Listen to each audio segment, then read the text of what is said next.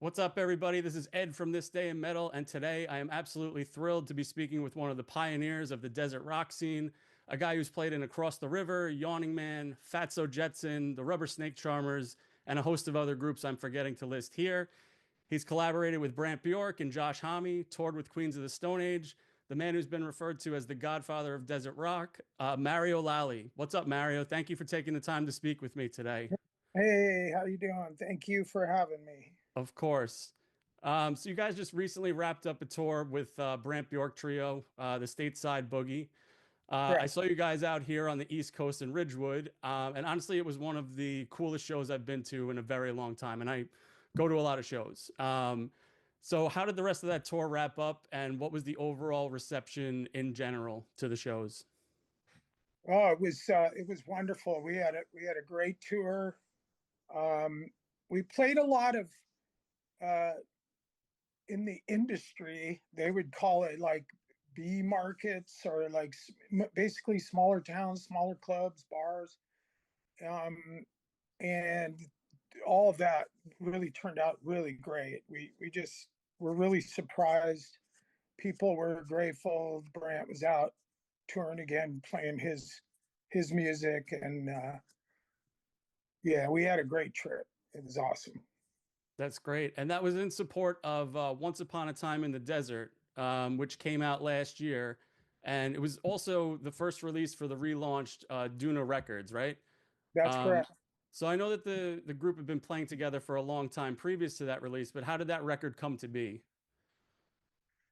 Well, that me playing with Brant and Ryan originally kind of came about rather organically. Um, I was tour managing Stoner, Hmm. and that kind of put me back in regular touch with Brant.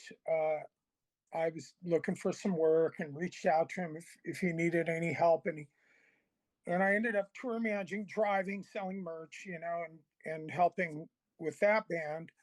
And we did a couple tours, and uh, one of the tours that popped up was a West Coast run that Yawning Man was going to be the support band for, and this was just post COVID, and it ended up that um, the guitar player from Yawning Man got sick and couldn't make the tour. So it was really last minute. So at the time, we were like, well, we can either find another support band in each town or just throw it to the booking agents. Or I don't know where the idea, I can't remember the exact moment the idea popped up that we would just do some jamming, since I was already in the van driving and selling merch. Then I would get up and jam with those guys, and that became uh, an extension of this project that I've done for years called the Rubber Snake Charmers you mentioned, Hmm. and which is basically a, a, a, a kind of an experiment I've done for years where I just get a hold of like-minded musicians that are comfortable improvising, and we'll set up a public jam, whether it's an actual show in a club or whether it's a gallery or wherever. But we don't really get together in a rehearsal space or like buyers that we it's kind of something that's done for an audience, and or in front of an audience, I should say. It's rarely for the audience. Yeah. It's very self-indulgent. But anyway, um, so we just did that. We did that for a whole tour up to Vancouver from the desert, and the the chemistry. Me and Brand have been collaborating for a really long time, but never in a really serious way. I mean, Brand actually played guitar for Fatso Jetson for a little while, Yeah. and I've I've recorded on probably I can't recall how many of his records now. I mean, I think it's like four, maybe more, um, counting I mean, even in, even with Stoner, I played some guitar on there.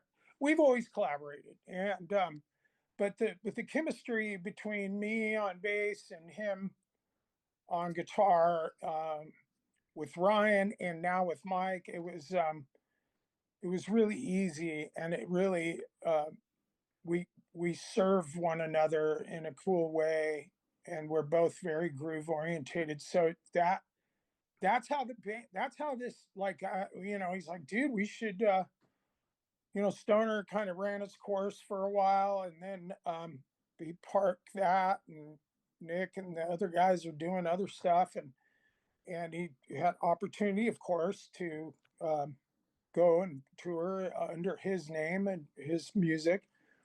And he asked me, what do you think? You want to? And I was, thrilled to do it. And really grateful to be able to travel and play music with them. It's great. So that's how it came to be. And of course, we just we had some downtime, and started working on. He had a bunch of songs. He's got tons of songs demoed and riffs, and it's just endless, And he took some of those and started banging some stuff together. And we would get together at his home in Cathedral City in little practice amps, and and it was a unique time because I had nothing really going on. I didn't have a regular day job at the time, and so I could just like jump in and really dig into writing a record with him, or at least learning his ideas and contributing my own. And that's it. It was that's the way it went. And that it's I'm really lucky that way, because most of the projects I've been involved with in my life musically have happened in this kind of organic way. They grew out of jamming, or they grew out of fun, you know. Mm. It wasn't like an ad in the paper answer. There's nothing wrong with that. But it wasn't like, I've got an idea, I want to start a band, I'm gonna find this guy, that guy. Like um maybe there's one project I did like that, or two, that I'm not even recalling right now. But I've been fortunate like that. And it's always um this family of desert musicians.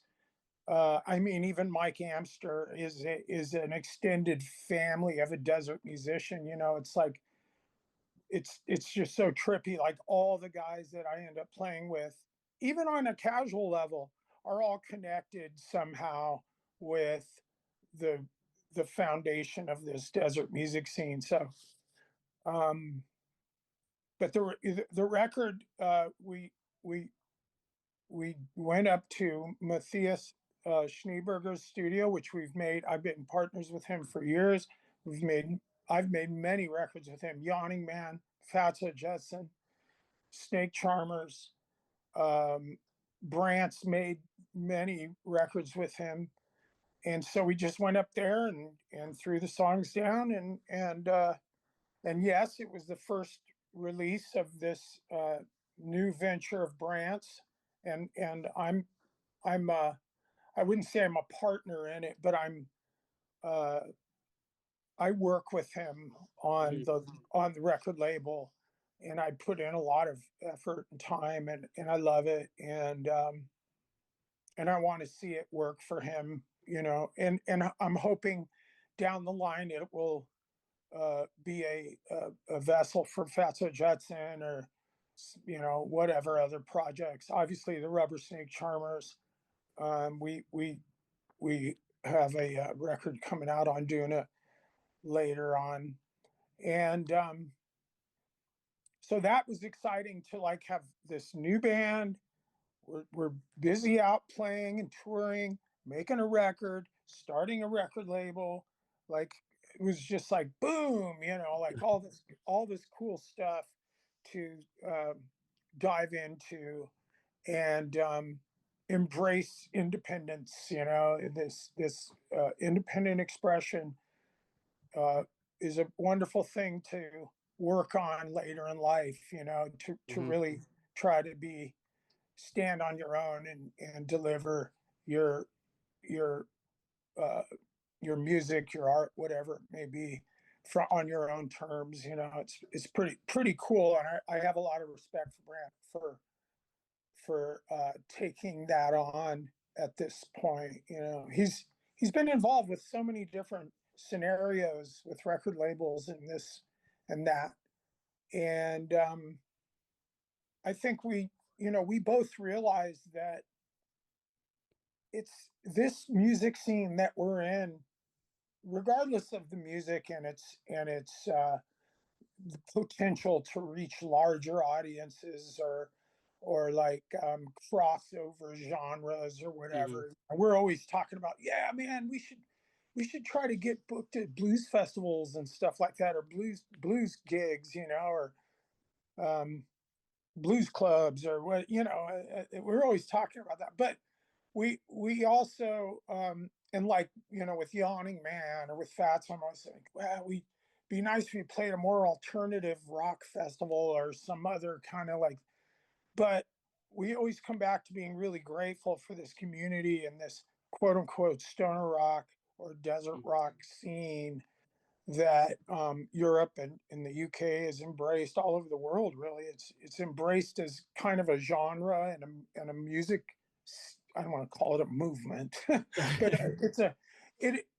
it's something that inspires musicians to put bands together. They identify with the principles of the music of the community, and in the way the punk scene had this like thing that was kind of beyond the music and beyond the leather jackets and dyed hair and all that shit. It was like there was something else going on there that kind of brought people together in community.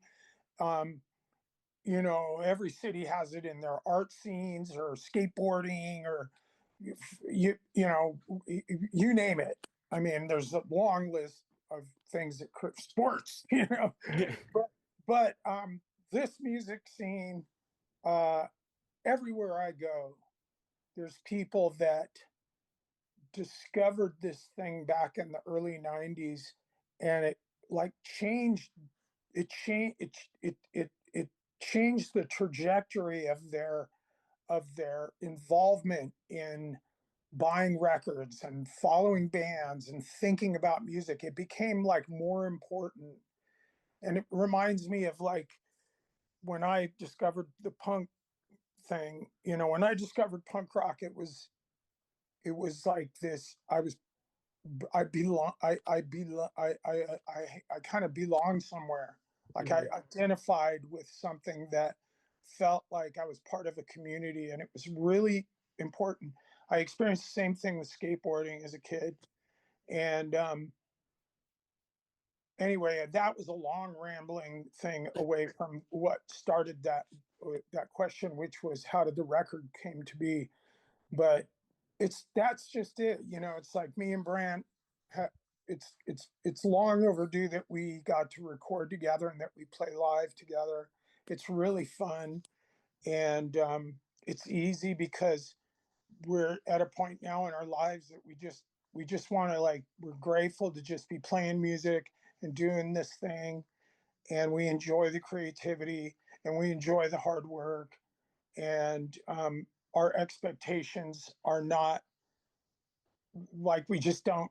I don't want to say we don't have expectations. I mean, of course, we got to make point A to point B and make it make sense, but we're just in it, in it for the experience and to continue. So the record label is just that. It's just a vehicle for him to say, here's my next music idea, or here's some really groovy thing from the past that these people that he's been touring hard for 30 years. Yeah. And when you tour that long, um, you do, people call it a cult following or whatever, but it's a following of people that have followed your career, this this strange little, subculture of music scenes. And he's just grateful to have that and to just be able to serve that and not be with this constant anxiety of I have to grow this thing, I have to make it bigger or reach more people, or it's like, you know, there, of course, any business wants that, any record label, any band, any artist wants more eyes and more ears and all that, but it's just not the sole focus of this whole endeavor. It's like, um I don't want to say it's kind of like having a neighborhood gallery, but it's in essence, it to preserve the personal authenticity of it. It's kind of necessary that you don't constantly think in terms of marketing and trying to grow your brand or whatever. When you get Yeah. into that word is such a bummer, and I don't know why it bugs me. Um, well, I know exactly why it bugs me, because it doesn't sound like the Minutemen have a line in one of their songs. The line is "Real names be truth," and what, to me, I don't know. I'm not D Boone or Mike Watt, but to me, what they were expressing is like the authenticity is important. That less showbiz and more expression. So art and commerce, they're hard things to mix, man. They're really hard. It's a really delicate balance. Mm-hmm. And one can kill the other really quickly. And for them to work in tandem together in a balance, there's sacrifices you have to make on both sides. And it's where to draw that line. Where do you draw the line as an artist when you have to sell stuff to survive? Where do you draw the line as a businessman when you have to sell stuff to survive? And the art suffers if it goes too far into the business realm, and the business suffers if it goes too far into the art realm. It's fucking nuts. And but it's fun. It's fun to trip on that, and that's where I'm getting a lot of enjoyment out of the record label thing. I'm learning. Neither of us. The only experience we have is from making records and being in proximity to independent labels operating, and all the independent labels we've been around are, they were kind of risk takers. Um, and at least on my end, for sure. And most of the labels on Brant's end, we're talking, oh, sorry, I'll come back in a sec. There I am. I better plug my phone in. So anyway, blah blah. Well, I'm gonna stop there. All right. And I mean, you make a great point about the art and commerce and the delicate balance, and obviously talking about the punk roots. I know the scene, like most scenes, has punk roots. One of the bands that you were in that was considered one of the most influential in that scene was Across the River. That was where like Brant and John and Josh from who have eventually formed Kyuss, they saw you and they have glowing quotes about how what a band Across the River was. But you guys only recorded one demo, and then I think you were in talks with SST, which huge punk label. But what happened there? Why was nothing ever really done with Across the River? Like you never put anything out. Um, well, there's a few things. That was 1985, excuse me. So 1985, um, we didn't know how. We lived in a place that I think there was maybe one band from around here that had actually recorded and ended up on a record. This band called Target 13. Um, we all came from the punk scene, so we saw that bands were making records,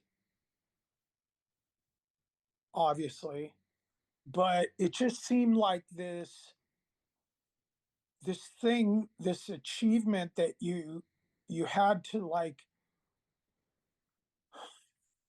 It wasn't just about booking studio time, having the money to go in, pay for the studio time, and then having the money to press vinyl records. And it, I mean, at the time, there, for one thing, there wasn't like 10 record labels that appreciate what we were doing back then. We were punk rock kids that got to a point where we could actually play our instruments, and then started, we started experimenting with reefer and a little acid, and we started messing around. And our record collections are full of Hendrix, Sabbath, Mountain, Deep Purple, Iron Butterfly, Mahavishnu Orchestra, King Crimson, like all this crazy rock and roll that we grew up on. All of a sudden, it was like, wait, those guys didn't have, in Zeppelin, they these guys didn't necessarily have some magical potion or magical key that allowed them to make music like this. Like, we could actually do this. So we were like, again, coming out of Southern California hardcore punk scene, or whatever weird punk scene we came from, and then listening to this this inspiring record collection all the time at home, and then going, wait a second, we can play this stuff and jam. And it went from this 4 chord to like more groovy jamming. We played all the time.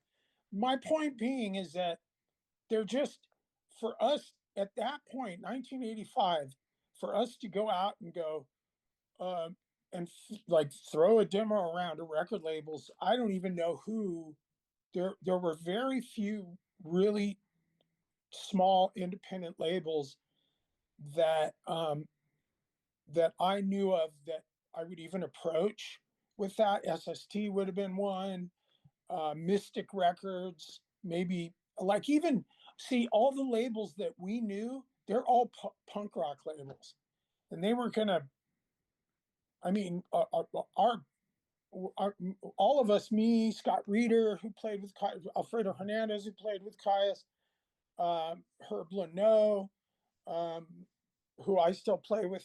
And we had a band called Dead Issue, and that band could have been on any number of punk rock labels, from East Coast to West Coast to down to Texas to, but across the river at the time was, it was just, it wasn't that it was weird music or not commercially viable, or it was a good hard rock band, but there was just, I mean, maybe there was some metal label somewhere that would have put it out.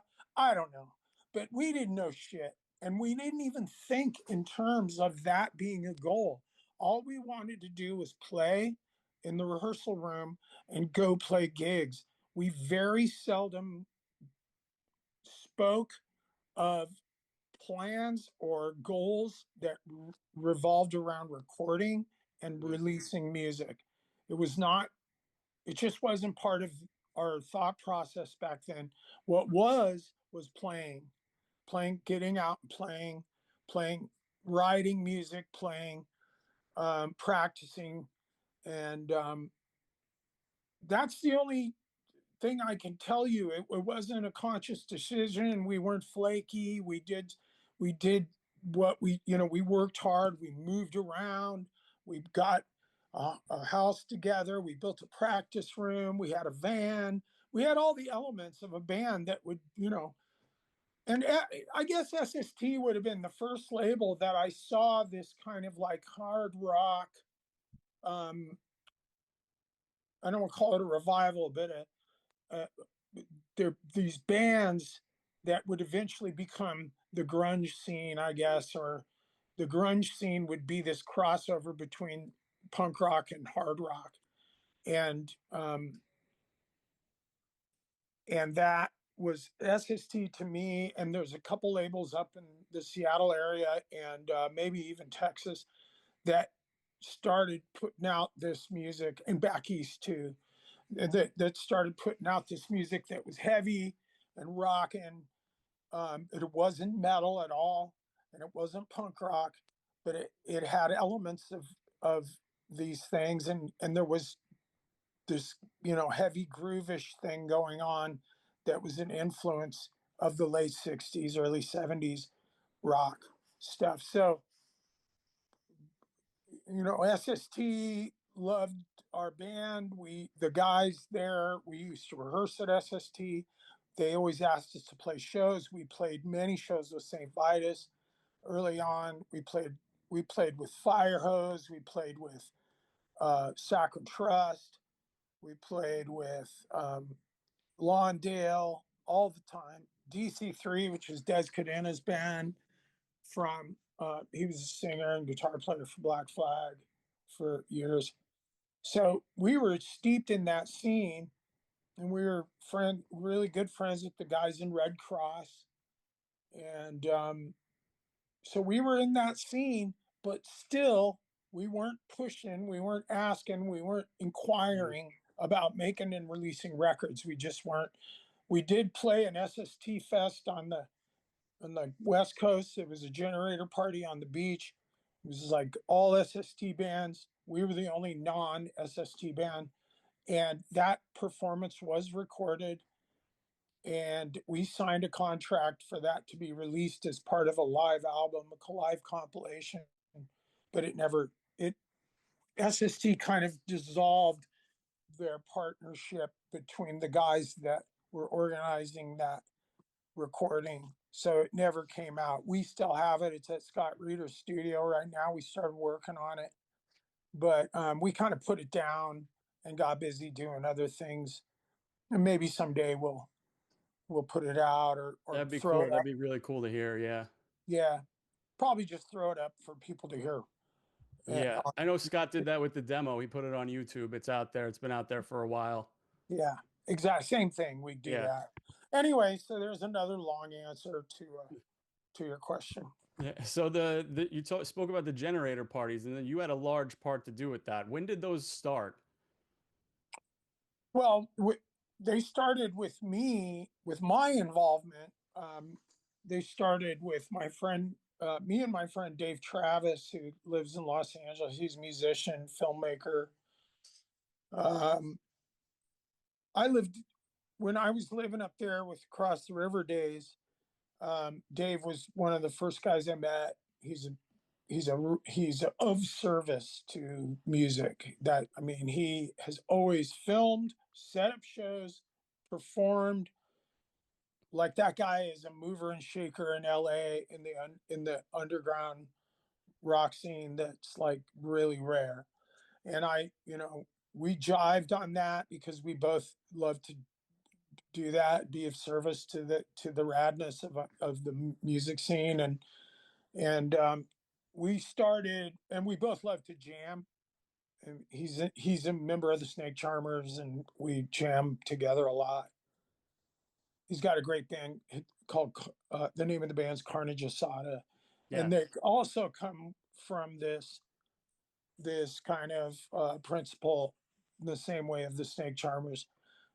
They're a little more organized now because they've been playing so long, but that band came together in the same way, an improv project. Um, so me and Dave started taking he had a little Honda generator, a little baby 2000 watt, and we'd go up Mulholland Drive in Los Angeles. In LA, it's really hard to jam unless you have a rehearsal space or a lockout or a garage that does. And you know, everyone's got neighbors right up there wazoo, and it's not like here in the desert. I can go out in front of my house and play and not bug anybody, but in LA it's different. So we'd go in my van up Mulholland and just take a couple guitars or a bass and guitar and a case of beer, and we'd just sit up there and jam, get stoned, and then we started doing some some parties up there, and you know, coming from the desert, the backyard party was like our usual venue, like, Hmm. you know, out in the backyard. So we just took it a step further and just went, well, instead of somebody's backyard where the neighbors are in proximity to complain, let's go out in the middle of nowhere, which, you know, in the desert, that's not, it's not a big, whoa, eureka, I discovered something. It's like that's what we've done since we were kids. If you grew up in the mountains, grew up in a mountain town, where did you play? In the woods. You went out by the creek, or you went, you know, there's some big rock where everybody goes and hangs out and drinks beers or whatever. And here it was like, you know, BMX track out in the middle of the desert, or we go out lizard hunting, or setting shit on fire. Or, you know, when you're a kid, the desert's amazing because it's just, it's like the craziest terrain. You can just get nuts, especially if you're a young boy, just, you know. So we spent a lot of time, like the desert, out in the middle of the desert was like equaled freedom as a kid growing up here. You want to get free, you want to do what you want, not get in trouble, and just fucking go nuts, head out. And most of the places I lived, that wasn't too far away. You know, the neighborhood I lived in was a short bike ride, and I was in an expanse, you know. So I got a lot of practice of having fun out in the desert. And so, you know, we found a few really cool spots, and just started bringing bands out, you know. And it started from just us jamming. We didn't have an organized effort to bring other people into it. Um, it wasn't a party. It was just us going out to jam, just us. And then it grew from there. We just started, and you know, really, I mean, we did it a lot, but it wasn't. It was really just probably about 3 or 4 years, a span of 3 or 4 years. And then it kind of became a thing that people would hear about that weren't really down with the music and the hang. Mm. And they were more into the drinking and the freedom, the chaos, and that's when trouble started. There was, you know, violence and fires, and it got to be kind of a bummer.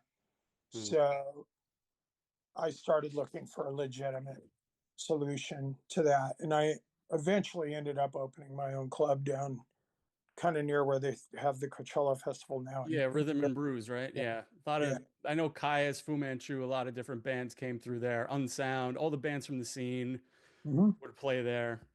Speaking of, you know, you once Kyuss disbanded, and then you were actually involved in some of the early Queens of the Stone Age tracks. I know through Desert Sessions, you're the original vocalist on "You Think I Ain't Worth a Dollar, but I Feel Like a Millionaire," right? Yes. And did you write the lyrics for it, or how did you guys write that during the Desert Sessions? I know Josh brings different people in throughout the course of the history of that, but like, how did that song come to be? Um, well, I was on tour. I was sitting in for the lineup of the Queens. One of the early lineups of the Queens was Alfredo Hernandez, Josh, Nick Oliveri, and Dave Ketching. Dave Ketching from the Earthlings, from Mojave Lords, Eagles of Death Metal. Um, he was playing.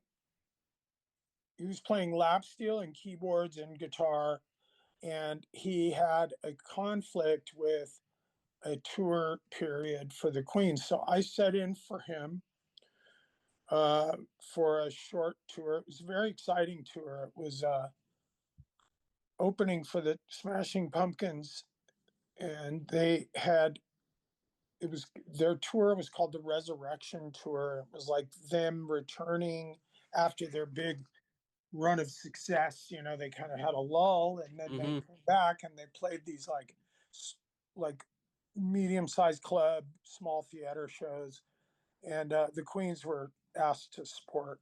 So I did that tour with them. On that tour, Josh was asked by Heavy Metal Magazine, which is a kind of a graphic novel, one of the early graphic novel style comic book magazines, adult comics that very, I'm sure most of your listeners know what Heavy Metal Magazine is, but I'm sure they do. They were asked, I'm sorry, Josh was asked by them to create a song for the re-release. They did a revamp of the original Heavy Metal movie in that. I can't remember when it came out, but anyway, so he said, Boomer, you should work on this with me. That'd be rad. And I said, hell yeah, so that coincided with a Desert Sessions recording session. So I showed up to Rancho de la Luna. Josh had booked a couple weeks there at the studio and invited a bunch of different musicians. I can't recall all the musicians that were involved in those sessions right now, and the only people that were around when I was recording was Josh and Dave and Pete Stahl, and I think Brant stopped by and did stuff on a day that I was in there. But anyway, we went to Rancho, and he played me the rough idea of the music, and while he was tracking other stuff, those guys are working on all kinds of tracks, diving in and out, vocals, guitars, and doing this and that, keyboards, and I just sat there and wrote the lyrics in the little living room of Rancho de la Luna, and that's it. I wrote those out, and then I think a couple hours later they asked me to go in and sing it, and I sang it, and it was I it's kind of a weird story to recall because I was really drinking a lot back then, and Mm-hmm. it was and like a lot of my songs and Fatso Jetson and that song, they're all centered around drinking too much. Mm-hmm. I have I have epic logs of my alcoholic past, but it's cool because I think I'm even credited on the record with Drinky Poos. I swear to God, if you I'm gonna look in the liner notes after this. look, because Yeah. I swear I think it says vocals, lyrics, and Drinky Poos.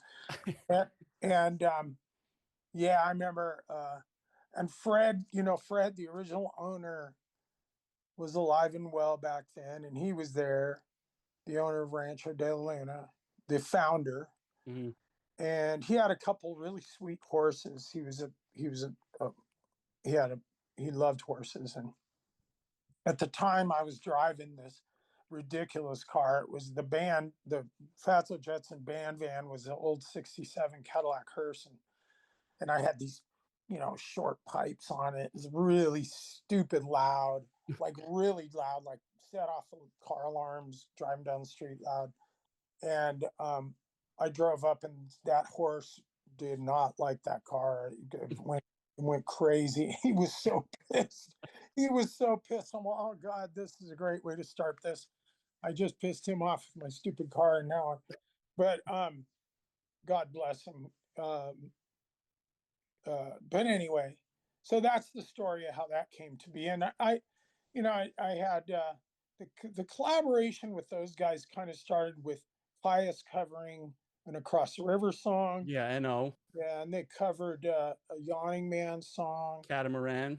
Yeah, and then Josh and me uh, collaborated on a few things on the Desert Sessions that were really really cool, and I really enjoyed we did it at Rancho, and we also did it down at Chris Goss's studio in Palm Springs. He Hmm. had a badass studio called Monkey Studios, and Queens recorded their first record, and also uh, Fatso recorded a couple of records there, and it was great. It was a great studio, and we did like the Eagles of Death Metal, basically born in those Hmm. sessions.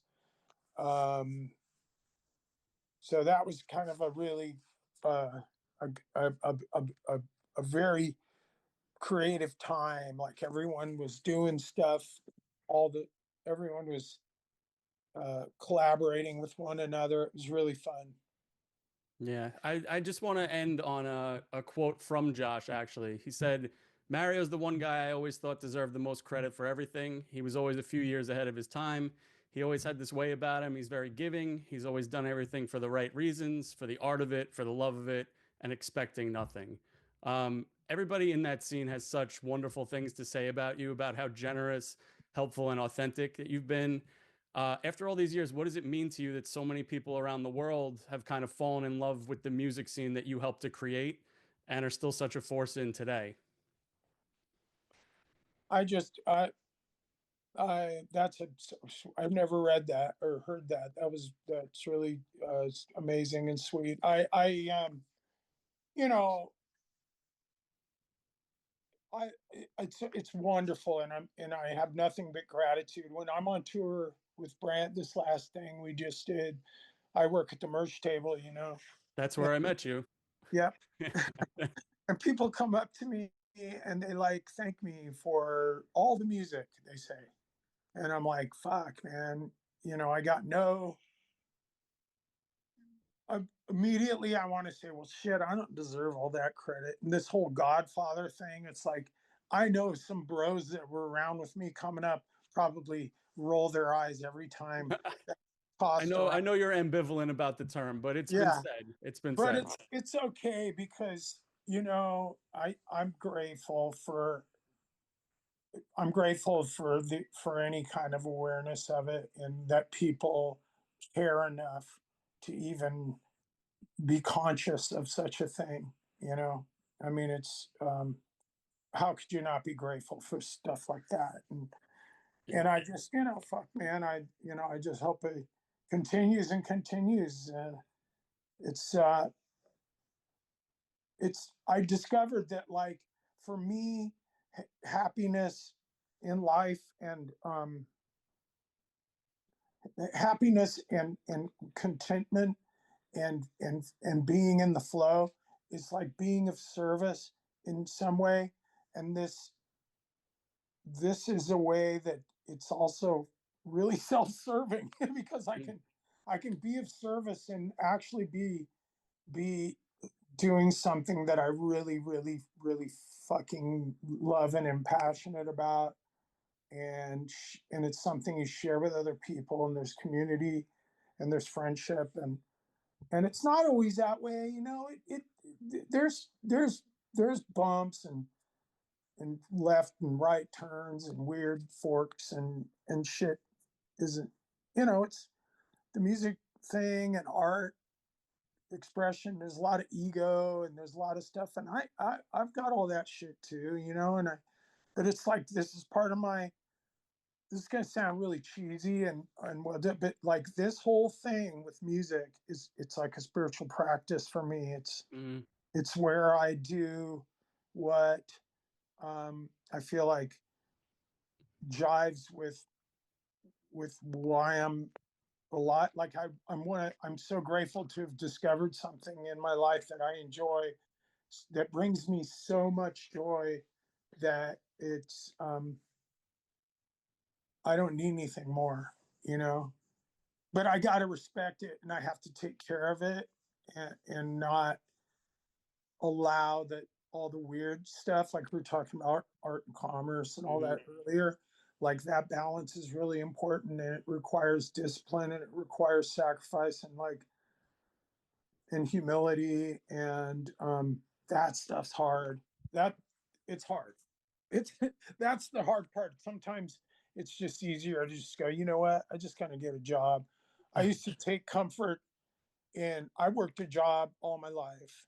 And when my kids were grown and my parents were gone, I finally said, you know what? I'm going to pack my bags and have my guitar case by the door. And anytime I can, I'm going to get out and play music, and I'm going to record, and I'm going to travel and play. And that's what I've been trying to do, like for the last few years. It hadn't been long.